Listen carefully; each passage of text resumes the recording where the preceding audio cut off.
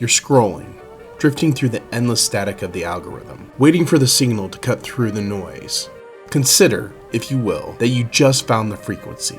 You've just stepped off the timeline of the everyday, into the space where the forgotten history and the hidden truths finally touch down. There's the story you know, and then there's the airspace we're about to enter. Check your coordinates, because you're heading towards the landing point.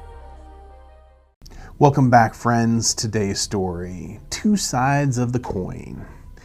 He was the big man on campus. At Wake Forest in 1964, he was unstoppable.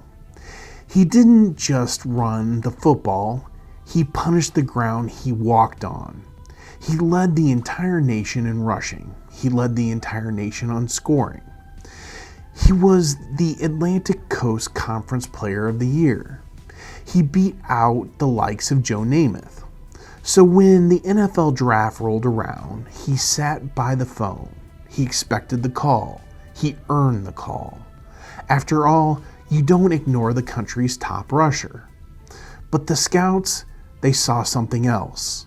They saw a boy who was only 5'11". They saw a runner they claimed was too slow for the pros. They said his success was a fluke, a product of a gimmicky offense. The first round passed, then the second. The draft went on for 20 rounds. Hundreds of names were called. His name was not one of them. The nation's leading scorer was undrafted, unwanted. He signed a free agent contract with the Chicago Bears, the only team willing to give him a slot, but mostly just as a practice dummy for the real stars. And there was a real star on the team, a first-round pick, a man who was everything the boy was not: fast, graceful, effortless. They played the same position. They were rivals for the same job. By all accounts, they should have been enemies. But the coach made a decision that would change history. Not just football history, but social history. In 1967, amidst the racial tension of a divided America, the Bears management decided to pair these two rivals as roommates on the road. One was black, one was white. It had never been done before in the NFL. And instead of a rivalry, a brotherhood was born.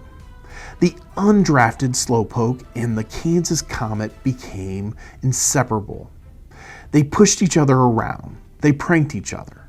And when the undrafted boy finally got his chance to start, the superstar cheered louder than anyone else. But their time together was cut short. Not by a trade, not by a cut, but a cough that wouldn't go away. A diagnosis: embryonal cell carcinoma. The superstar Gale Sayers stood before an awards banquet, accepting an award for courage, and told the world that the award belonged to his friend instead. He told them, "I love Brian, and I like all of you to love him too." The drafted boy died at age 26, but his story didn't end there. It became a book, then a movie that made grown men cry. A story not about touchdowns, but about love. The man who was never supposed to make the team taught the world what it meant to be a teammate. He is Brian Piccolo, and whether you realize it or not, this is The Landing Point. Viewers, thank you for watching today, The Landing Point. We really appreciate it. I'd like to take a moment to thank our sponsor, Roadrunner Real Estate. They are a full-service real estate company doing both commercial and residential real estate. They can help you buy, sell, or even lease your properties. So if you're in the market looking for a real estate company, please go out and give them a call. They'll happily help you today. The next thing I'd like to talk about is our social media. Obviously, we have YouTube if you're watching that today.